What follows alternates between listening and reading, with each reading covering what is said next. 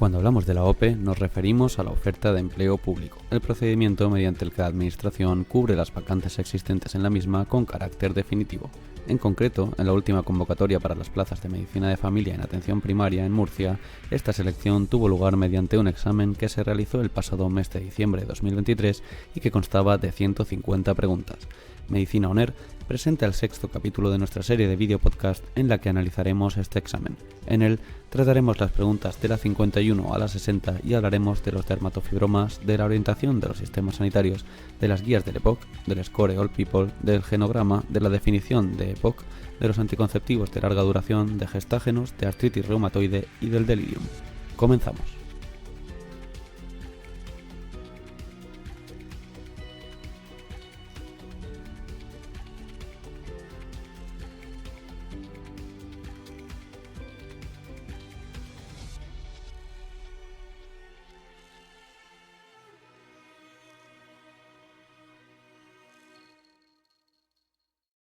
Hola a todos y bienvenidos a este sexto capítulo del análisis de la OPE de Medicina ONER. Hoy vamos a hacer desde la pregunta 51 a la pregunta 60.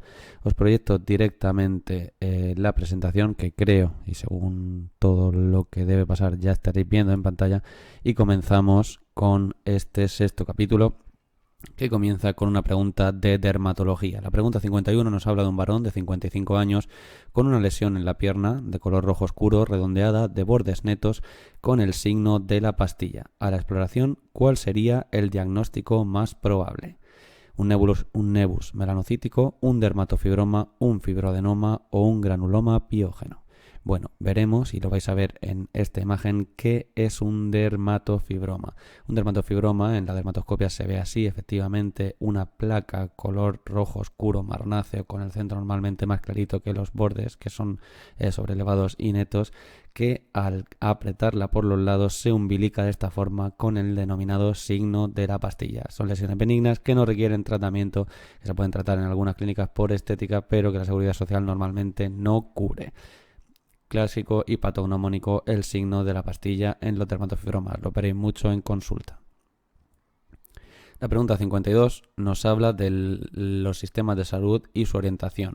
De esto ya hemos hablado a veces, pero en este concreto nos preguntan respecto a los sistemas de salud más orientados a la atención primaria, señale la respuesta incorrecta. Nos piden la falsa. A. Tienen mayores costes de los servicios sanitarios. B. Tienen mejores indicadores de salud de la población.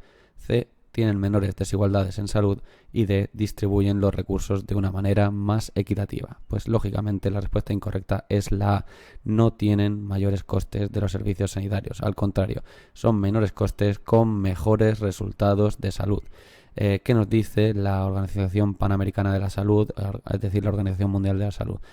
Que el sistema de atención primaria de salud es el enfoque más inclusivo, equitativo, costo eficaz y efectivo para mejorar la salud física y mental de las personas. Así que nos dice que los mejores resultados de salud, es decir, la B es correcta, con una mejor equidad y acceso, por lo que la C y la D son correctas, y nos habla de costo-eficacia. En la pregunta 53 nos dice, señale cuál de las siguientes guías de práctica clínica son de uso en EPOC. Esta ya no la sabemos, ya hemos hablado aquí de estas guías. Claramente GOLD y GSEPOC son guías de uso clínico en EPOC, por lo que la correcta es la D. A y B son ciertas. La GOLD ya la hemos utilizado cuando hablamos siempre del EPOC, y la GSEPOC también la hemos utilizado. Y la GINA no sería de EPOC, sino es una guía de práctica clínica para el asma. La GINA es del asma, GOLD y GSEPOC para el EPOC. En la pregunta 54 nos vuelve a hablar y nos vuelve a preguntar la OPE de las tablas SCORE, en este caso de la SCORE All People, de la SCORE OPE. Una de las siguientes afirmaciones es cierta. Dice, estiman el riesgo cardiovascular a 5 y 10 años. Estiman el riesgo de infarto agudo de miocardio y de ictus. C. Se aplican a personas sanas de más de 70 años. Y D. Todas son ciertas. Aquí yo tenía dudas porque para mí la auténtica cierta de verdad es la de que se aplican a personas sanas de 70 años, como ya hablamos en el capítulo 1. Estas tablas se aplican a personas no diabéticas, sin enfermedad renal crónica y sin hipercolesterolemia familiar, que era lo que nos preguntaba. En este caso, mayores o iguales a 70 años. Pero es verdad que estima el riesgo cardiovascular a 10 años seguro y a 5 años puede que también haya tablas. Yo es que como lo hago con la aplicación que dije ya en el primer capítulo, que es la calculadora de la Sociedad Europea de Cardiología, pues directamente me estima el riesgo a 10 años y efectivamente sí que estiman el riesgo de evento cardiovascular coronario y no coronario, de manera que en la OPE dieron por cierta, la de todas son ciertas. Lo más importante que tenéis que saber es que el Score 2 es el que se aplica para personas menores de 70 y el Score All People para mayor o igual de 70 años. Y lo podéis hacer con la calculadora que os digo que podéis descargar gratuitamente en vuestros teléfonos móviles. La pregunta 55 es una pregunta interesante, ya que mi especialidad es medicina familiar y aquí nos habla de la terapia sistémica familiar y de qué podemos apreciar comparando un genograma actual y uno de hace 10 años. El genograma no sirve para ver la evolución en las pautas de relación de una generación a otra. B. Puede usarse para ver la complejidad o simplicidad del patrón familiar. C. Puede percibirse la situación biomédica, pero no la biopsicosocial del caso. Y D. No es posible apreciar el ciclo vital familiar. Bueno, pues claramente la respuesta correcta es la B. Los genogramas pueden usarse para ver la complejidad o simplicidad del patrón familiar. Normalmente todas las que son así negaciones suelen ser preguntas frases que antes eran ciertas, que las reconvierten con un no para que sean falsas. Lo importante aquí, ¿qué es un genograma? Es una representación gráfica, ahora os enseñaré un ejemplo, a través de un instrumento que registra información sobre estructura y composición de una familia, que es el genograma estructural, y las relaciones y funcionalidad que hay entre sus miembros, es decir, un genograma relacional, de por lo menos 3 generaciones. También lo han definido como una representación gráfica del desarrollo familiar a lo largo del tiempo o como la herramienta capaz de incorporar categorías de información al proceso de resolución de problemas. Se utiliza mediante símbolos para recoger, registrar, relacionar y exponer categorías de información del sistema familiar en un momento concreto de su evolución, como si fuese una especie de radiografía o fotografía, y lo usas para resolver problemas, para educación y prevención de la salud y familiar, y es un instrumento dinámico que se debe actualizar, por lo que efectivamente tiene utilidad comparar uno actual y uno de hace 10 años. Esto sería un genograma, tiene una codificación simbológica específica, es decir, gráficamente cada uno de los símbolos, los cuadrados, los círculos, las rayas, quieren decir una cosa y un tipo de relación o funcionalidad o especifican un tipo de problema de salud o de las relaciones, y aquí podéis ver que puede llegar a ser bastante complejo. Hay familias para las que sería muy importante hacer esta reflexión y ver cómo son las dinámicas familiares. Si vemos en una lista las ventajas del genograma de este artículo que estoy utilizando para resolver esta pregunta, vemos que directamente nos dice que nos sirve para evaluar las relaciones entre el entorno familiar y la enfermedad, por lo que si comparáramos dos de distintos tiempos nos serviría para ver la evolución en estas pautas de relación de una generación a otra. Nos habla de que SIGRE logra identificar pautas generacionales, biomédicas y psicosociales, es decir, que claramente la C es falsa. Y nos habla de que detecta la etapa del ciclo de la vida que cursa la familia, por lo que la D también sería falsa. Además, nos habla de que representa, como ya he dicho, la estructura funcional de la familia, por lo que nos permite ver si esa estructura es más compleja o más simple, como dice en la opción B. La pregunta 56 dice: el factor común de la EPOC es A. Tos y expectoración persistente, B. Disnea de esfuerzo, C. Obstrucción crónica del flujo aéreo y D. Todas las anteriores son ciertas. Esta puede ser engañosa porque lo que siempre es constante en la EPOC es la obstrucción. Normalmente decimos obstrucción crónica no reversible con prueba dilatadora al flujo aéreo. La obstrucción crónica del flujo aéreo, eso es común en todos los pacientes EPOC, y para eso tenemos que ver la definición que nos da la GOL. La EPOC es una afección pulmonar heterogénea, o sea que algunos tendrán tos y expectoración y otros tendrán disnea de distintas categorías, que se caracteriza por síntomas respiratorios crónicos como disnea, tos, producción de esputos, exacerbaciones debidos a anomalías de las vías respiratorias, bronquitis y bronquiolitis y o de los alveolos, enfisema. que provocan una obstrucción persistente, a menudo progresiva, del flujo del aire. Por lo que efectivamente lo que es común en todos los EPOC es que tienen esta obstrucción crónica, pero los síntomas pueden ser heterogéneos. Y como veis en la escala que utiliza la GOL, que es la escala MMRC para ver el nivel de disnea, algunas disneas serán de esfuerzo, como dice en la pregunta, y otras disneas serán de reposo, y otras disneas serán con grandes esfuerzos, etcétera. En la pregunta 57 nos dice cuál de los siguientes métodos anticonceptivos tiene la mejor relación coste-efectividad. Coste-efectividad, efectivo in vivo, eficiente para el gerente, ¿vale? Efectivo in vivo. O sea que con qué menor coste se obtienen los mejores resultados en anticoncepción. Y nota para elegir entre la anticoncepción oral, los métodos de barrera, el coitus interruptus y los métodos de larga duración, DIU e implante. Bueno, si alguien se estudiara todas las preguntas de Murcia Salud del Previd, aprobaría de sobra la OPE. Aquí tenemos que los DIUs de larga duración, DIU e implantes, son los que son más coste efectivos. ¿Y cómo lo sé? Pues porque me lo he leído en una pregunta que hay en Previd, en Murcia Salud. Dice, entre los anticonceptivos reversibles de larga duración, los LARC, por sus siglas en inglés, se incluyen los implantes subcutáneos de gestágenos, los dispositivos intrauterinos de gestágenos o de cobre y las inyecciones trimestrales de gestágenos.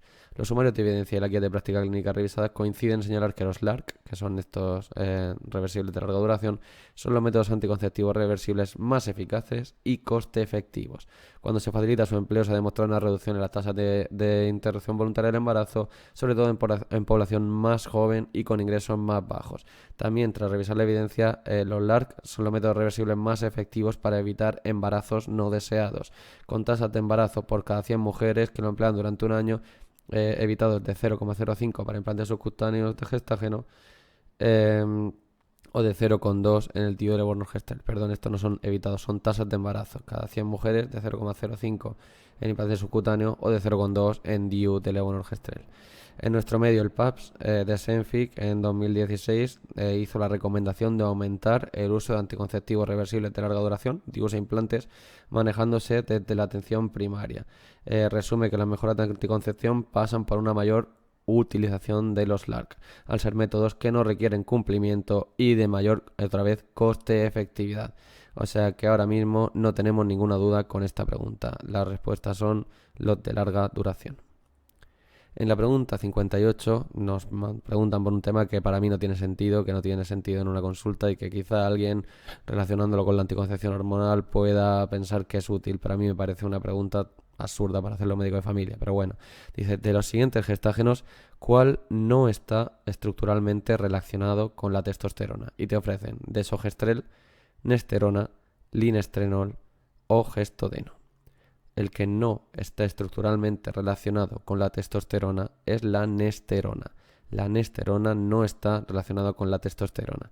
Al contrario, la nesterona es un progestágeno estructurado con la progesterona. Ahora lo veremos. Los que sí que están relacionados con la testosterona serían el desogestrel, el linestrenol y el gestodeno, que serían progestágenos estructuralmente relacionados con la testosterona etinilados. En cuanto a la nesterona, la encontramos entre los progestágenos estructuralmente relacionados con la progesterona. Nesterona se relaciona con progesterona, que es un progestágeno estructuralmente relacionado con la progesterona de los 19 norpregnanoderivados. En la pregunta 59 nos dicen cuáles de las siguientes articulaciones no suelen estar afectadas en la artritis reumatoide. Esta pregunta sí que me gusta porque me parece fundamental que se conozca el diagnóstico diferencial de la afectación de las interfalángicas distales, que son las que no suelen estar afectadas en la artritis reumatoide. En la artritis reumatoide son típicas la afección de las metacarpofalángicas y de las interfalángicas proximales, incluso de las metatarsofalángicas. Pero las interfalángicas distales no suelen estar afectadas en la artritis reumatoide.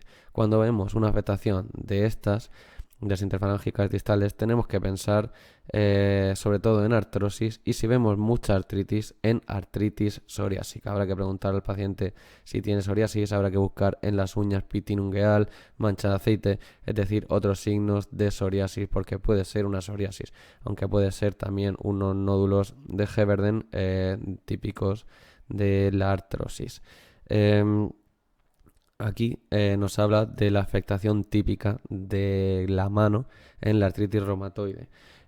Tenemos que en las manos pueden quedar afectadas todas las articulaciones, pero es característica, como digo, las metacarpofalángicas y las interfalángicas proximales. Posteriormente pueden aparecer subluxaciones, desviaciones cubitales de los dedos, como las que veis en el lado izquierdo de la pantalla, que se facilitan por la debilidad y la atrofia de los músculos intrínsecos de la mano e incluso por roturas tendinosas. También es posible el desarrollo de una deformidad en boutonniere, que es una luxación dorsal de la articulación o una deformidad en cuello de cisne, con flexión de las interfalángicas distales e hiperextensión de las proximales. O bien la deformidad del primer dedo en Z, con aducción excesiva del primer metacarpo falángico. Me he equivocado, he dicho boutonniere y quería decir en cuello de cisne, luego lo voy a explicar. La deformidad en boutonniere es la luxación dorsal de la articulación, mientras de la articulación interfalángica distal, ¿vale? Mientras que en cuello de cisne sería flexión de las interfalángicas distales y hiperextensión de las proximales, como podéis ver en la foto. Diferenciamos entre boutonniere y en cuello de cisne. Luego también podríamos tener, como decía, en el primer dedo una deformidad en Z con aducción excesiva del primer metacarpiano, como podéis ver en la foto. Tendría también una flexión de la metacarpofalángica y una hiperextensión de la interfalángica. No suele existir afectación interfalángica distal ni nódulos de Heberden, que son los nódulos que aparecen en las caras laterales de los dedos en las articulaciones interfalángicas distales en caso de existencia de artrosis. Cuando aparecen nódulos en las interfalángicas proximales, en caso de que sea una artrosis, estos son duros, nódulos de Bouchard. Los nódulos de artritis reumatoide, sin embargo, no son como los de Bouchard, sino que serían una tumefacción más blanda y más fluctuante que podría aparecer, como digo, en las interfalángicas proximales. De cualquier modo, siendo la artrosis extremadamente frecuente, no es raro la consistencia de ambas. Así que ya sabéis, en la mano de artritis reumatoide puede haber desviación cubital, puede haber deformidad en boutonniere con hiperextensión de la interfalángica distal, deformidad en cuello de cisne con hiperextensión de la interfalángica proximal y flexión de la distal, o un pulgar, un primer dedo en Z, con aducción excesiva del primer metacarpiano, flexión de la metacarpofalángica e hiperextensión de la interfalángica. La pregunta 60, última pregunta del capítulo de hoy, nos habla del delirium, también muy interesante. Con respecto al delirium en los pacientes en cuidados paliativos, todas las afirmaciones son ciertas, excepto, y nota para elegir, la A se presenta en las últimas semanas de vida hasta en un 80% de los enfermos terminales. B, se trata siempre aumentando la dosis de opiáceos. C, hay que saber diferenciarlo de la demencia. Y D, se debe descartar la presencia de retención urinaria o impactación fecal. Efectivamente, como es lógico, la falsa es que siempre se trata aumentando la dosis de opiáceos. Siempre, nunca es.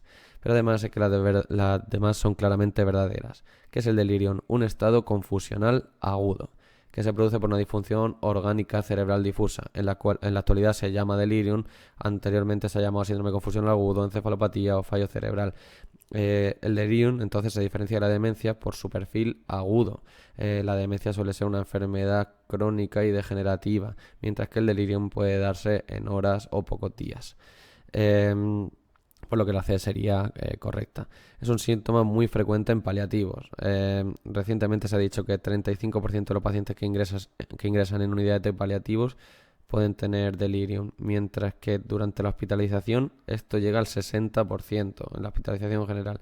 Pero es que en los pacientes ambulatorios puede ser de 4 a 12%.